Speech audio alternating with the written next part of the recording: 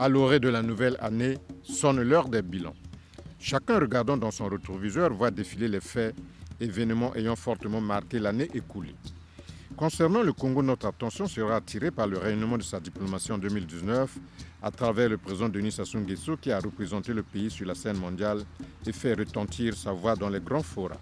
Le président de la République, Denis Sassou Nguesso, a pris part les 10 et 11 février à Addis Abeba en Éthiopie aux assises du 32e sommet ordinaire de l'Union africaine, dont le thème a porté sur les réfugiés, rapatriés et personnes déplacées, vers des solutions durables aux déplacements forcés en Afrique.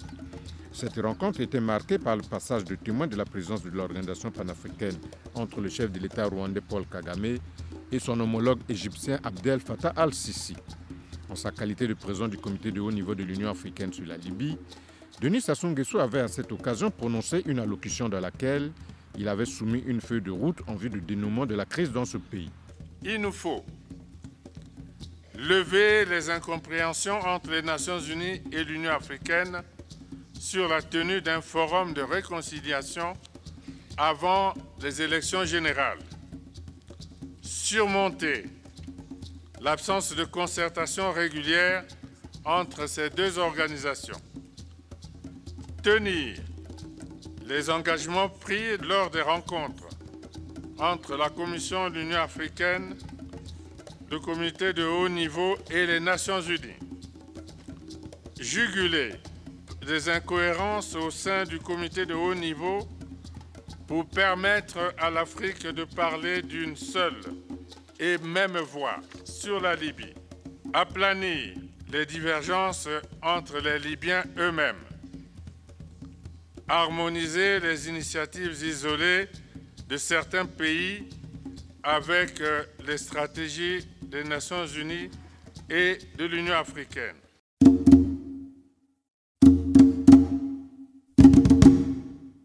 Du 24 au 25 février, le chef de l'État avait effectué le déplacement de Niamey, capitale du Niger, où se tenait la première conférence de la Commission climat pour la région du Sahel. Président de la Commission climat du bassin du Congo, Denis Sassou Nguesso avait indiqué que sa conviction profonde est qu'il faut davantage accélérer les réponses africaines au dérèglement climatique. Dans cette optique, le président de la République s'était réjoui des progrès accomplis par les 3 commissions climat au plan institutionnel. Engagé dans le même combat, Denis Sassou Nguesso avait souligné que la Commission climat du bassin du Congo et celle de la région du Sahel ont tout à gagner en mutualisant leurs efforts, notamment à travers un échange bénéfique des expériences.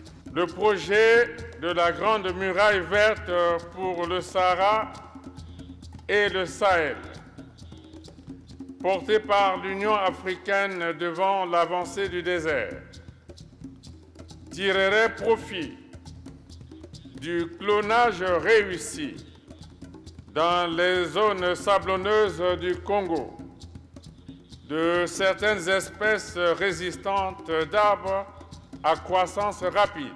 Je mets solennellement cette expérience congolaise de reboisement à la disposition de nos frères du Sahel dans la perspective d'une bande de verdure qui traverse l'Afrique de la côte atlantique du Sénégal au rivage de la mer Rouge à Djibouti.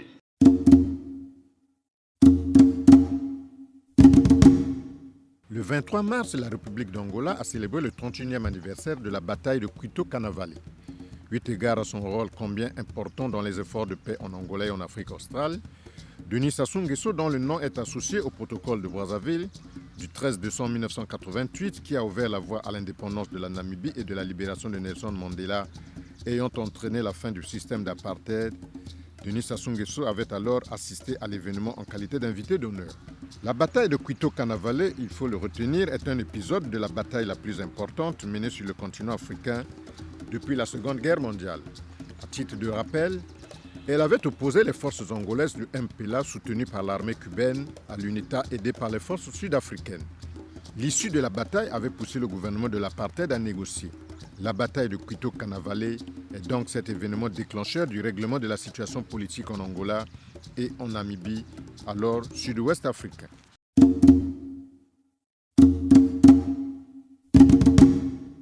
Le 24 mars, Djamena, la capitale tchadienne, a abrité les assises de la 14e session ordinaire des chefs d'État et de gouvernement de la Communauté économique et monétaire d'Afrique centrale, CEMAC. Une rencontre consacrée à l'examen de l'état d'avancement du programme des réformes institutionnelles de la CEMAC et de la problématique du financement de la communauté par le recouvrement de la taxe communautaire d'intégration. Cette rencontre, à laquelle la présence du président Denis Sassou Nguesso était très remarquable, s'était penchée sur des dossiers économiques et monétaires de la sous-région, mais aussi sur la liquidation de la compagnie Air CEMAC. La conférence avait aussi adopté 2 actes additionnels qui abrogent l'un, la création de la compagnie Air CEMAC, et l'autre, la fixation de son siège d'autre part, soutenu par la rétrocession des apports des États membres au Fonds de développement de la communauté FODEC. Le calendrier du retour progressif du siège de la CEMAC à Bangui était aussi mis à la disposition des chefs d'État.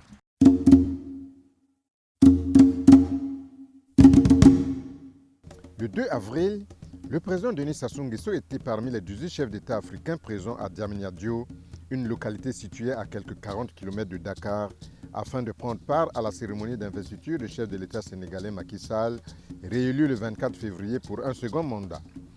L'invitation de Denis Sassou Nguesso à cette cérémonie d'investiture traduisait l'expression de l'excellence des relations qui existent entre le Congo et le Sénégal, ainsi que de l'amitié entre les présidents Denis Sassou Nguesso et Macky Sall. Soulignons qu'en avril 2016, le président Macky Sall avait aussi rehaussé de sa présence la cérémonie d'investiture du président Denis Sassou Nguesso.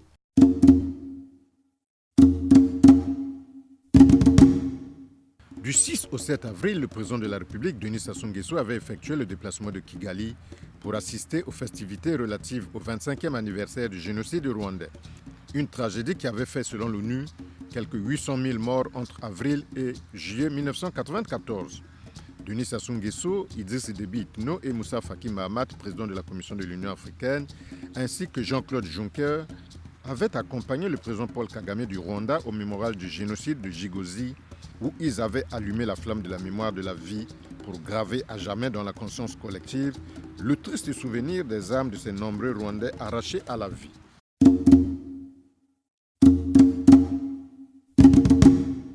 Il s'était tenu les 23 et 24 avril au Caire en Égypte, le sommet de la Troïka africaine sur la Libye, couplé à la situation politique du Soudan.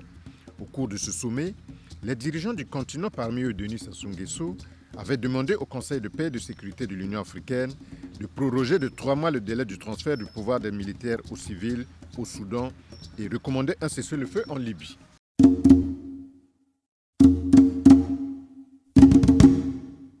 Du 6 au 8 juillet, les dirigeants africains s'étaient réunis à Niamey au Niger pour le lancement officiel de la phase opérationnelle de la zone de libre-échange continentale africaine, en sigles ZLECAf, porté sur les fonds baptismaux le 21 mai 2018 à Kigali, au Rwanda. Cet accord était entré en vigueur le 30 mai 2019, après le dépôt de 22 instruments de ratification requis. Et le Congo l'avait ratifié le 27 décembre 2018. Car profondément attaché aux valeurs du panafricanisme, porté par plusieurs générations de panafricanistes dont la fusion des mouvements a donné naissance à l'OUA, le président Denis Sassou Nguesso avait très tôt agi pour que le Congo soit parmi les premiers pays à signer et ratifier l'accord de libre-échange africain. Soulignons que pour avoir rempli les conditions exigées, le Ghana avait été retenu parmi plusieurs pays pour abriter le siège de la ZLECAf.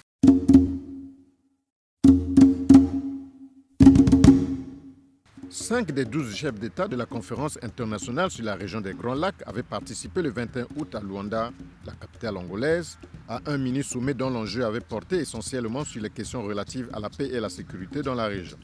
Autour du président angolais Joao Lourenço, hôte du sommet, ses homologues du Congo, de l'Ouganda, de la RDC et du Rwanda avaient joué leur partition dans les discussions sur la stabilité dans l'espace syrien. Une initiative qui avait permis aux chefs d'État présents à Luanda de mutualiser leurs efforts visant à mettre en place les nouvelles stratégies susceptibles d'asseoir durablement la paix dans la région. Le 21 août à Luanda, s'était aussi joué la décrispation des relations entre Kigali et Kampala, à travers la signature par les présidents Paul Kagame et Yoweri Museveni d'un mémorandum d'entente portant normalisation de la coopération entre les deux pays. Les dirigeants africains cherchent toujours à résoudre les problèmes qui se posent à l'Afrique par la discussion, le dialogue, le consensus. C'est cela la grande signification. La leçon aussi est que l'Afrique donne au monde que nous sommes capables de traiter nos problèmes nous-mêmes et de trouver des solutions par le dialogue.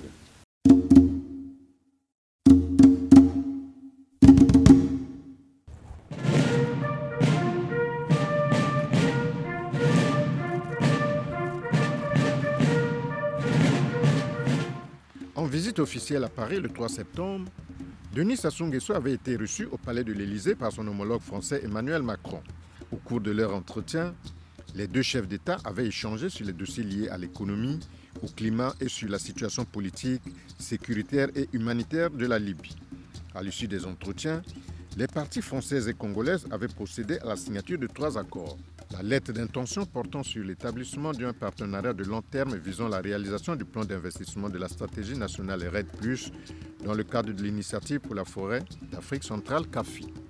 Le protocole de coopération dans le domaine de l'environnement et du climat et le protocole de coopération dans le secteur de l'enseignement supérieur en République du Congo.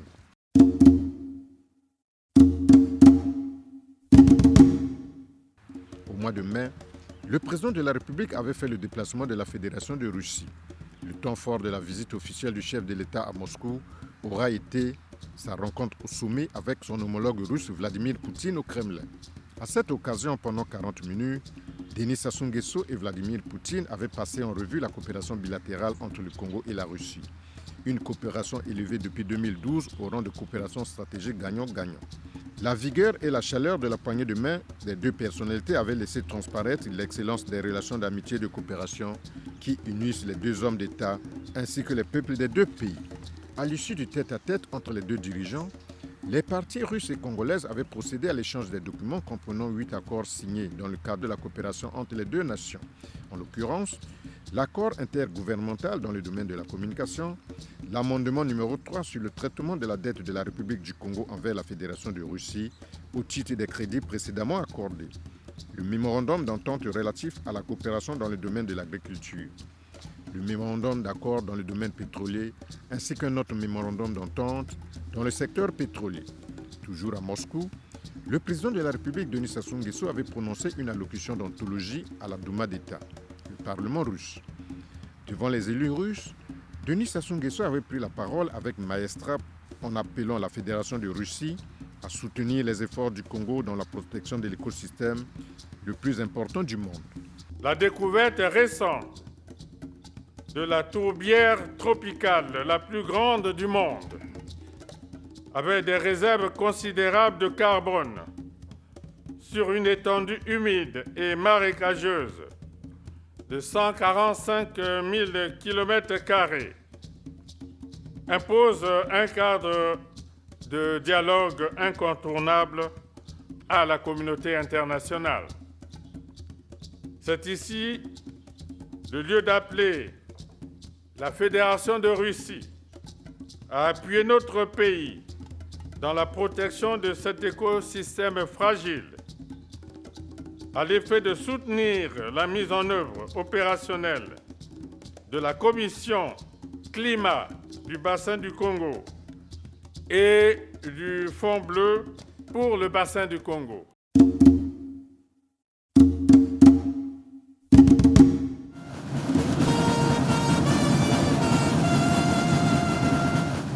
Les funérailles d'Étienne Tshisekedi, président fondateur de l'Union pour la démocratie et le progrès social UDPS, père de Félix Tshisekedi, président de la République démocratique du Congo, s'étaient déroulées du 31 mai au 1er juin à Kinshasa. Plusieurs dirigeants africains, dont Denis Sassou Nguesso du Congo, y avaient assisté. À cette occasion, tous les chefs d'État à l'africaine avaient témoigné leur solidarité à leur homologue Félix Tshisekedi. Un geste de réconfort pour le nouveau dirigeant de la RDC, ce pays voisin de la République du Congo. L'événement avait aussi permis aux dirigeants des deux États d'aborder en tête-à-tête des sujets d'intérêt commun.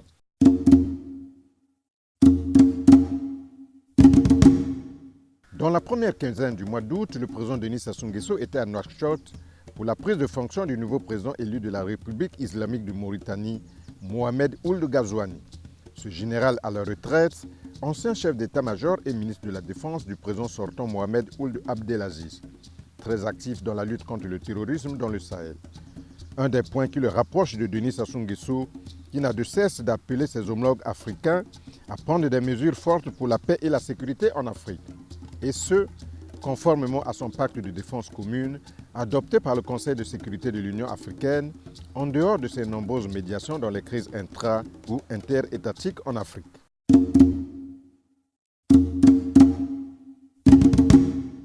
Le 26 septembre, la nouvelle était tombée comme un coup péré. L'ancien président français Jacques Chirac venait de quitter la terre des hommes à l'âge de 86 ans. Jacques Chirac, c'était un ami personnel, et un ami du Congo et de l'Afrique, je l'affirme très fort. Quel souvenir vous garderiez de lui en mémoire? J'ai gardé le souvenir de ma visite d'État à Paris, en pleine cohabitation, Mitterrand-Chirac, et j'ai pu voir à cette occasion-là que c'était aussi une forte personnalité, parce que au cours de cette visite d'État, il s'agissait de parler des relations de la France avec la Libye. Le président Mitterrand avait une opinion et lui, il avait la sienne aussi, Jacques Chirac. Et j'ai pu voir comment il défendait ses opinions avec fermeté et autorité. C'était en pleine cohabitation. On peut dire qu'il avait un lien particulier avec les chefs d'État africains. Il avait des liens personnels très forts avec les chefs d'État africains. Ce qui a changé aujourd'hui, c'était un des derniers présidents à être comme ça, avoir une relation un petit peu paternaliste avec les pays, l'ancien précaré français. Paternaliste, non.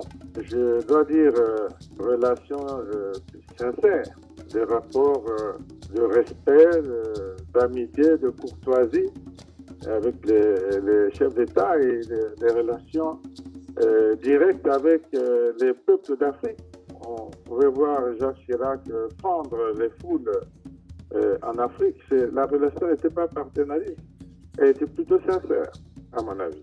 Quelle aurait été on pourrait dire, sa grande œuvre envers l'Afrique ces 12 années au pouvoir? Mais je pense qu'il a ouvert la France aux relations, pas seulement avec ce qu'on appelait le précaré, mais avec toute l'Afrique. Je me souviens du dernier sommet France-Afrique à Cannes, avec Jacques Chirac. C'était toute l'Afrique qui était pratiquement venue le saluer au moment où il devait cesser ses fonctions à la tête de l'État. Vous assisterez à ces funérailles? Ah oui.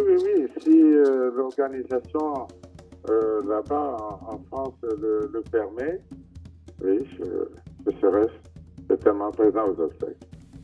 Modifiant son agenda de travail, le président Denis Sassou Nguesso avait effectué le déplacement de Paris pour rendre hommage au maire de Paris.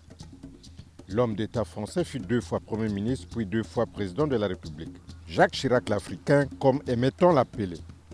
Car cet homme politique français était très proche des dirigeants africains, dont Denis Sassou Nguesso, son ami intime, qui était au premier rang à la messe d'action de grâce dite en l'église de Saint-Sulpice du 6e arrondissement de Paris, avant son inhumation au cimetière de Montparnasse.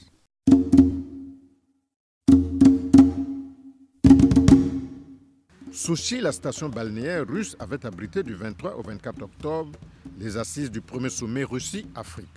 Une rencontre de haute facture qui avait réuni plus de 54 représentants du continent africain autour du président Vladimir Poutine de la Fédération de Russie.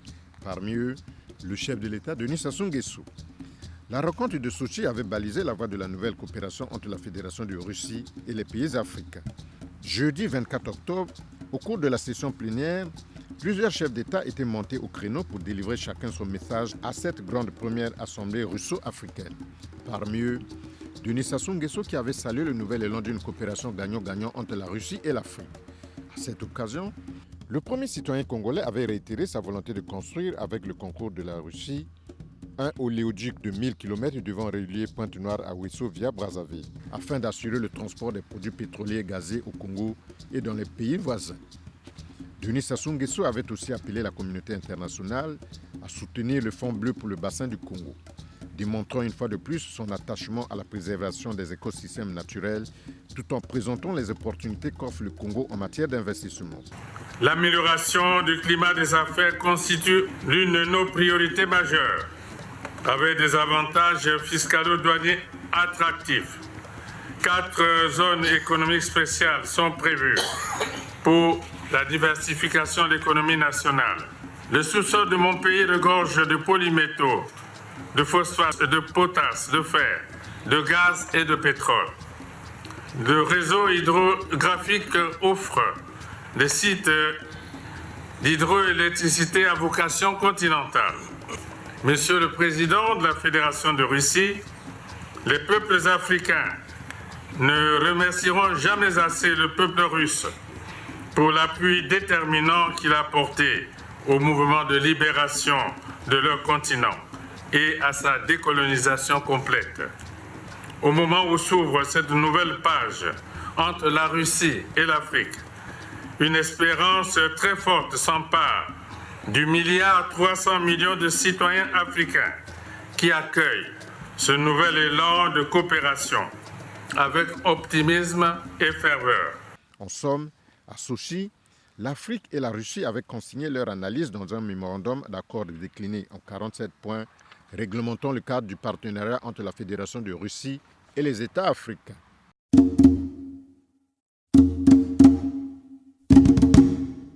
Le président Denis Sassou Nguesso s'est toujours impliqué dans la recherche des solutions aux problèmes qui minent le continent africain. C'est fort de cela et dans cette disposition d'esprit que le chef de l'État avait fait le 21 novembre le déplacement de Yaoundé pour participer au sommet extraordinaire de la Communauté économique et monétaire de l'Afrique centrale, un sommet consacré à la situation économique et monétaire de la sous-région. Ce sommet qui s'était tenu dans un contexte mondial marqué par la crise économique avait jeté les bases d'une véritable solidarité au sein de la CEMAC afin de trouver des solutions durables aux problèmes qui affectent cet espace d'intégration sous-régionale et de faire de cette institution un espace intégré et émergent où règne la sécurité, la solidarité et la bonne gouvernance au service du développement humain à l'horizon 2025. Dans le communiqué final rendu public à l'issue des travaux à huis clos, les chefs d'État avaient dégagé leur ferme engagement d'entamer des discussions en vue de faire évoluer les accords de coopération monétaire qui lient la sous-région à la monnaie européenne et à la France. Interrogé par la presse camerounaise, le président Denis Sassou Nguesso s'était félicité des résultats obtenus après 3 ans de réformes. Ce sommet nous a permis de faire le point des réformes engagées depuis 2016. Et il est vrai que nous avons fait un premier point à N'Djamena. Le moment était venu pour les dirigeants de la CEMAC de faire un second point. Et à l'issue de nos discussions, nous pouvons dire, et le communiqué l'atteste, nous pouvons dire que les réformes que nous avons engagées depuis un peu plus de 3 ans ont porté leurs fruits. Nous sommes félicités de cela.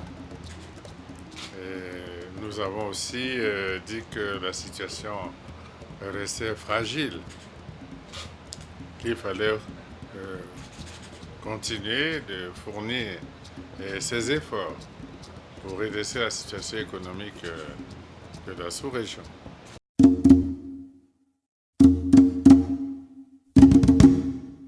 À Madrid, en Espagne, aux côtés d'autres dirigeants de la planète, Denis Sassou Nguesso avait pris part à la 25e conférence des parties de la Convention cadre des Nations Unies sur les changements climatiques.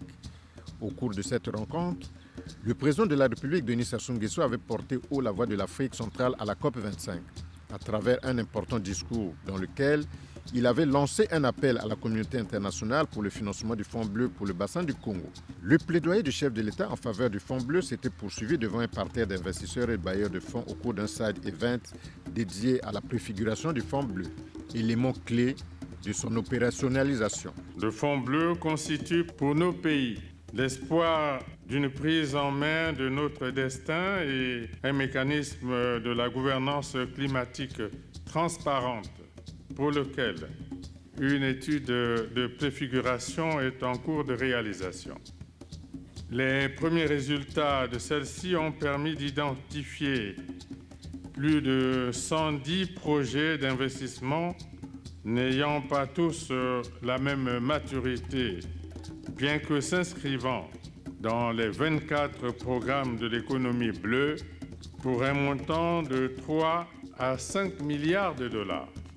Le Fonds bleu est donc un instrument d'investissement multi-pays innovant, créé par les 16 États membres, cofinancé avec les États membres associés et ouvert aux bailleurs de fonds publics et privés.